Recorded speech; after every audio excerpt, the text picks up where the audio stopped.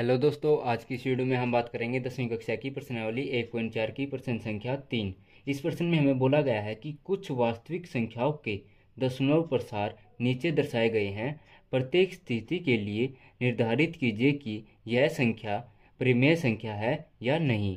यदि यह परिमेय संख्या पी क्यू के रूप की है तो क्यू के अभाज्य गुणनखंडों के बारे में आप क्या कह सकते हैं। यहाँ पे हमें 3 पार्ट दिए हुए हैं जिनमें हमें बोला गया है कि परिमेय संख्या पे क्यू के रूप की है, यानी कि हमें यह ज्ञात करना है कि ये सभी संख्याएं परिमेय संख्या हैं या नहीं है।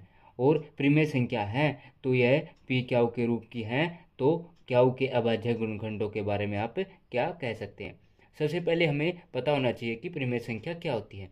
परिमेय संख्या वह संख्या होती है जिसे हम पी बटे क्यू के रूप में लिख सकते हैं। जैसे हम एक उदाहरण के द्वारा इसको समझेंगे। जैसे हमारे पास 2 उदाहरण हैं। जैसे हम ले लेते हैं 2/5। ठीक है, ये हो गया हमारा पी बटे में क्यू के फॉर्म में। ठीक है, तो हम 5 को यहाँ पे लिख लेते हैं और पी अंदर लिख लेते हैं 2। तो 5 को 2 से भाग करेंगे तो नहीं चलेगा, तो 0 यहाँ पे लगाएंगे तो ये हो गया हमारी 0। ठीक है, पॉइंट लगा दिया।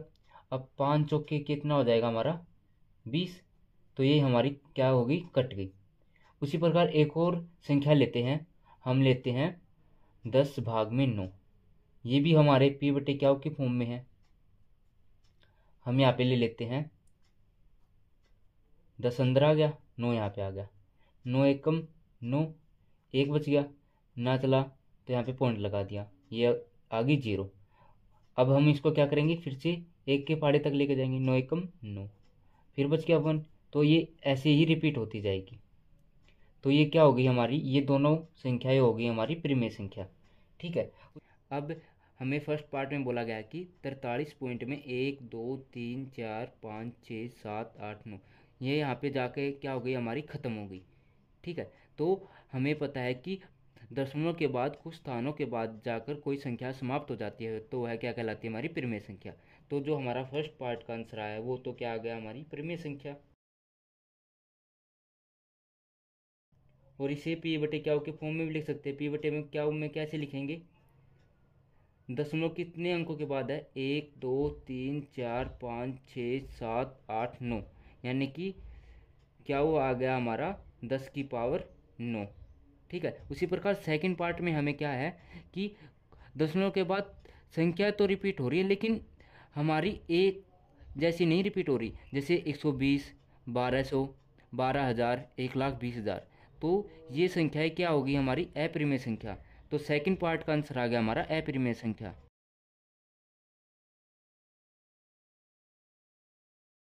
अब हम अपने थर्ड पार्ट को सोल्व करेंगे। थर्ड पार्ट में हमें बोला गया कि 43 पॉइंट में 123, 456, 7 8 9। ठीक है, अब हम क्या करेंगे, सबसे पहले हम देखेंगे कि इसके ऊपर बार है।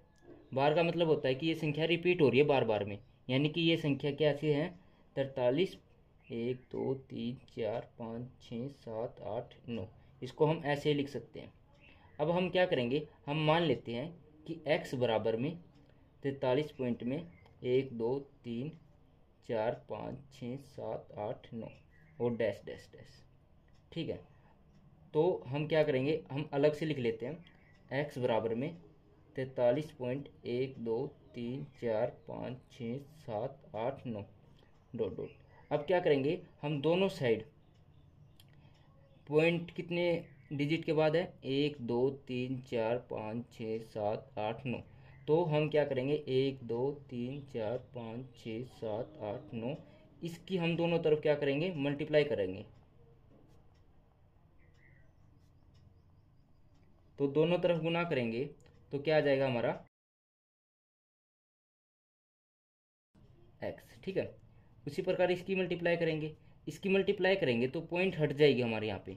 तो क्या आ जाएगा हमारा 43, 1 2 3 4 5 6 7 8 9, और दशमलव हमारी यहाँ पे आ जाएगी। तो और इसके बाद आ जाएगा हमारा फिर से 1 2 3 4 5 6 7 8 9, और ये संख्या बाद में रिपीट होती जाएगी। ठीक है, तो अब हम क्या करेंगे, अब हम जो ये हमारा x है ना, इसमें से हम एक एक्स घटा देंगे, दोनों साइड घटाएंगे, एक साइड नहीं घटाएंगे।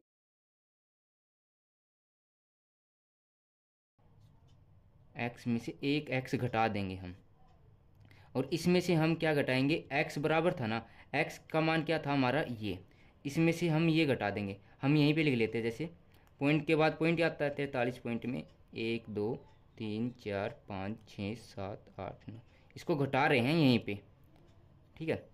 इसको घटा देंगे तो ये कट जाएगा हमारा लास्ट में से, और 9 में से 3 गए हमारा 6 बच जाएगा, और 8 में से 4 गए 4, और आगे वाली संख्या ऐसे कैसे,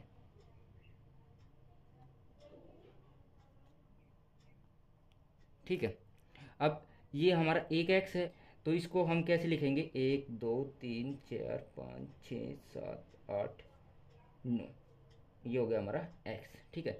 और यहाँ पे आया था हमारा 43, 1 2 3 4 5 6 7 और 4, और एक्स का मान यहाँ पे कितना आ गया हमारा, 43, 1 2 3 4 5 6 7 4 6 भाग में, ठीक है। और हम इसको क्या लिख सकते हैं, पी बटे क्या लिख सकते हैं ना।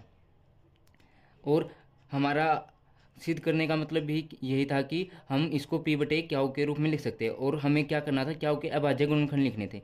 तो क्याऊ के अभाज्य गुणनखंड कितने हो गए, 1 2 3 4 5 6 7 8 9, यानी कि 9 की पावर 9, ये क्या आ गया हमारा आंसर आ गया।